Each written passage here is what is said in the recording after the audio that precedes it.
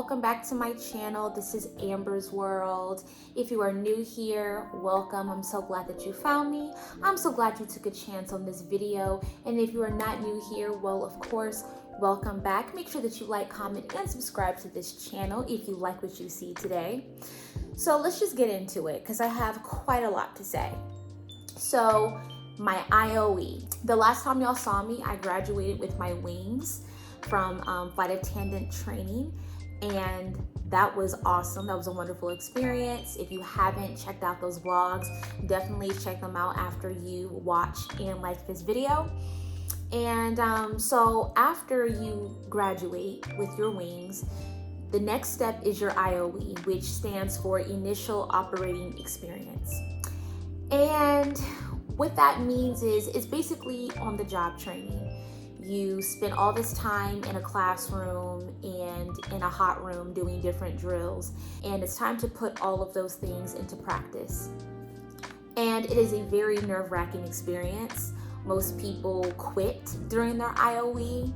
A lot of people question if they got into this for the right reasons. They question if this is the right job for them, because this is your first taste of what it's like to be a flight attendant. And the pressure is on, you know.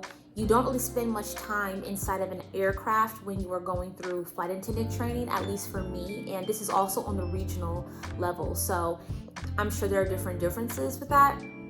But for me, y'all, I have my raspberry tea. But for me, it was kind of, I saw it as a challenge. At first, I was kind of petrified. And slightly overwhelmed, and even at one point I thought, wow, what have I gotten myself into? But as I kept doing it, after the first day when I got back to my hotel room, I thought to myself, you know what? A lot of people second guess their decisions, but I'm not going to do that. I know that I am here for a reason. I know that I was chosen for a reason. And yes, it's hard now, but I'm gonna get used to this. And I've told many people before, there really is no job quite like the job of a flight attendant. And I just knew that I was destined to be in this position. I don't know for how long, but I just know that I'm not here for no reason. I didn't come this far just to quit and go back. I know that I can power through this, and this will feel more normal for me. So after the first day, I did training on one of our aircrafts. We have 3 aircrafts that we operate. So I did I did 4 legs, and I think I did one of them on one aircraft, and then the other 3 on the other aircraft. And then on the second day, I did it on the 3rd aircraft that we learned.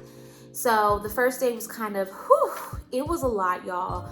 One thing I will say when it comes to advice is be prepared. Come dressed for the occasion, be uniform compliant, have all your required items, because that's the least you can do, you know, because your CFA or check flight attendant, what they're looking for is, do you look the part? You know, you don't want to get on a bad note with your check flight attendant because you're not even uniform compliant or you forgot one of your required items.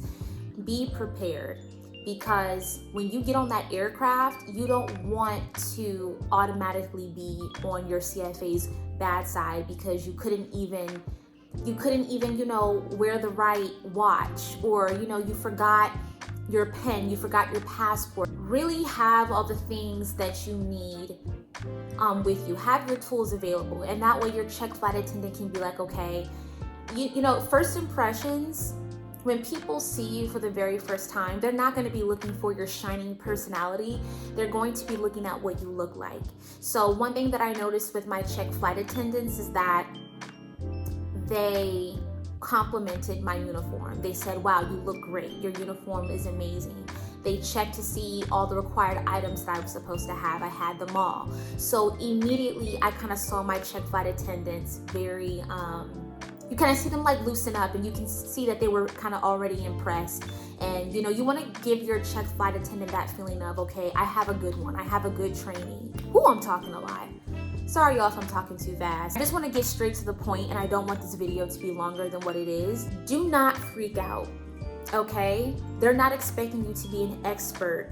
They understand that this is your first time on an aircraft. Like for me, when I got on that aircraft, it didn't feel like, for me, I'm a performer, right? I have a background in theater. So for me, being on the spot and talking and saying announcements and interacting with other people, that's not an issue for me. It's just like getting those sequence of events down and like knowing, like getting my pre-flight together, because that is like the most important thing. And all the things that a flight attendant has to do when they're boarding, oh my goodness, like I said, I have such a greater respect for flight attendants and what they do, because there's so many things that when you're a passenger you don't notice, but that job is constant. And then you're up in the air and then you're down, you're up in the air and you're down. And after the second leg, I felt my body literally, like the fatigue of it all. So you have that, the stress of the IOE and the fatigue of it all. It can definitely make you feel like, oh my gosh, like what did I get myself into?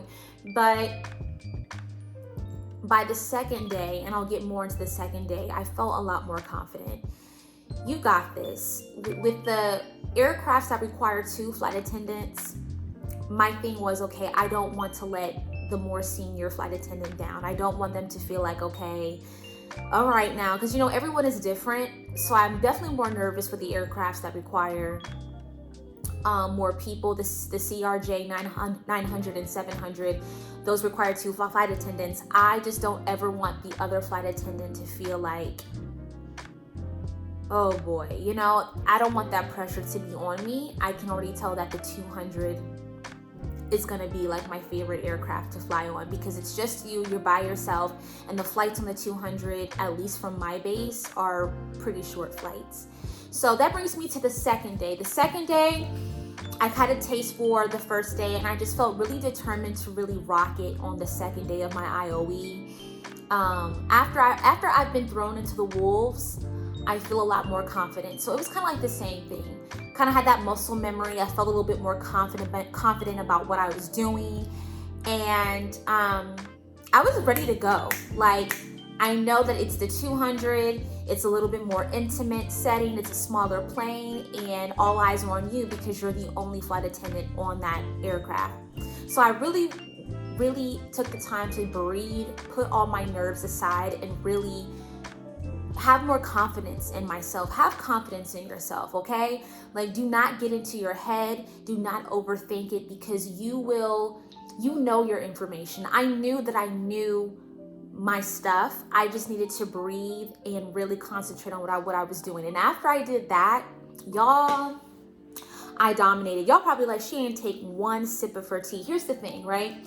I brewed this tea and immediately got into this video. So my tea is still super hot, but I'm gonna get a sip of my tea because y'all, woo, this is some tea.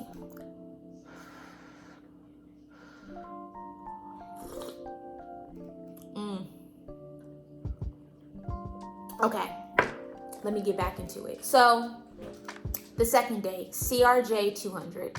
So my check flight attendant the second day was just as cool as my other check flight attendant. And I lucked out because I was talking to my other classmates and they were saying that their check flight attendants were no bueno. Some of them were late. How are you gonna be a check flight attendant and you're late? But I digress. So mines were really, really nice. Both of them had a great energy, and I really wanted to make sure that I put my best foot forward in giving good energy as well. I smiled.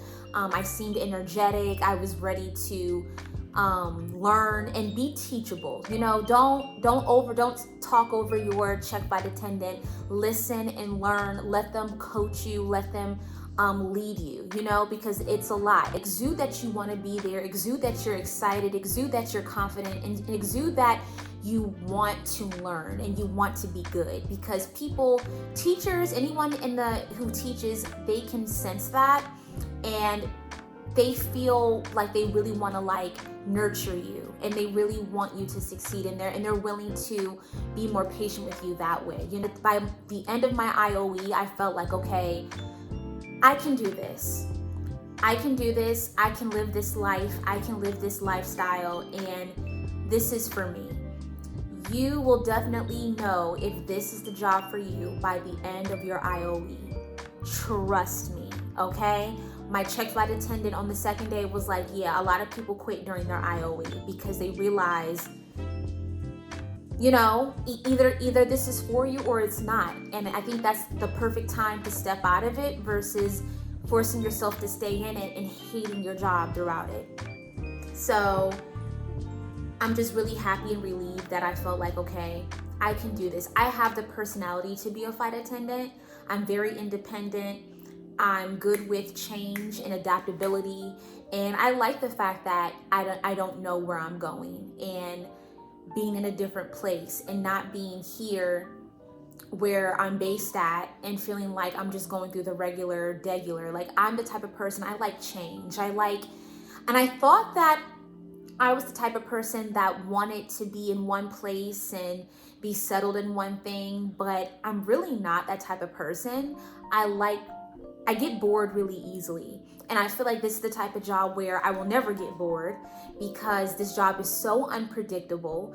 Even in my IOE, I realized that this job is very unpredictable. You don't know what's gonna happen. You can think you're going one place and you get reassigned. You think you're at this gate and it turns out you're in another gate.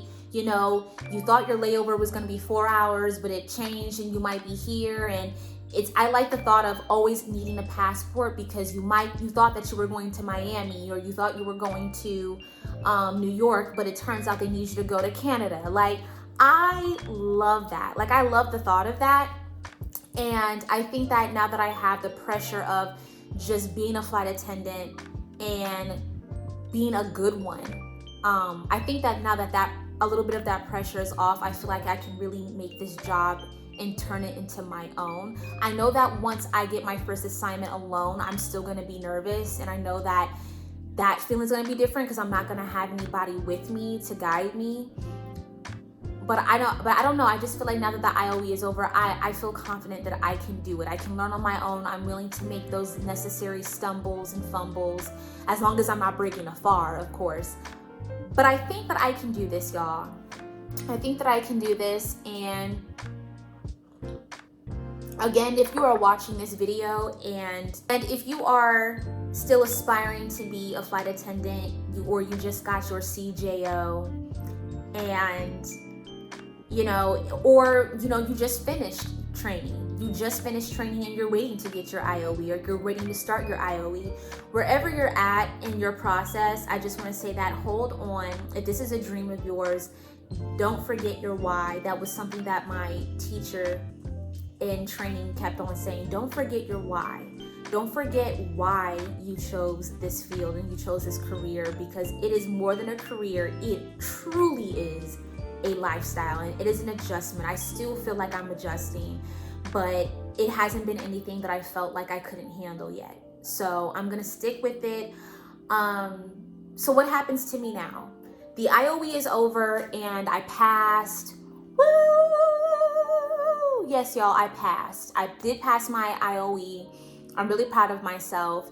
So what happens now? Now I wait for my last check flight attendant to submit the paperwork.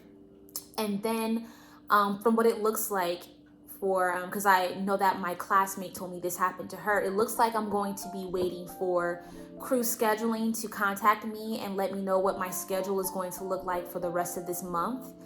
Until I get a for sure schedule, I still have to bid for the schedule that I want for the month of November. I also have to get that official clearance that I'm good to go and operate as an official flight attendant.